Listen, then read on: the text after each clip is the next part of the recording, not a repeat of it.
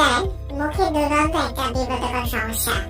যার মুখে দুর্গন্ধ রয়েছে তার সাথে কেউ কথা বলতে চায় না, কাছাকাছি এসে মিশতে চায় না, সবাই সবকিছুতেই তাকে একটু দূরে সরিয়ে রাখতে চায়। এই দূরে থাকাটা অনেকের জন্য তার জীবনে ব্যাপক নেতিবাচক প্রভাব ফেলতে পারে। আজকের ভিডিওতে মুখে দুর্গন্ধ দূর করানো এবং ব্যাকটেরিয়াল সংক্রমণজনিত মুখ ও ফ্যারিংসের চিকিৎসায়, এছাড়া ডেন্টাল সার্জারিতে জীবাণুমুক্ত করতে এই ওষুধের ব্যবহার সম্পর্কে বিস্তারিত তথ্য জানার চেষ্টা করব।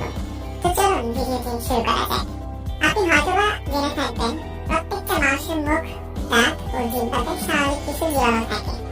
এই জীবাণুগুলো মানুষের সুস্থতার জন্য প্রয়োজনীয়। তবে জীবাণুগুলো যখন মুখের সাথে একটি ম্যালেজ তৈরি হয়, তখনই মুখে দুর্গন্ধের সৃষ্টি হয়। তবে দুর্গন্ধ নানান উপায়ে দূর করা যায়, যেমন নিয়মিত সঠিকভাবে দাঁত ব্রাশ করলে, কোনো কিছু খাওয়ার পর ভালো করে কুলকুচি করলে, অথবা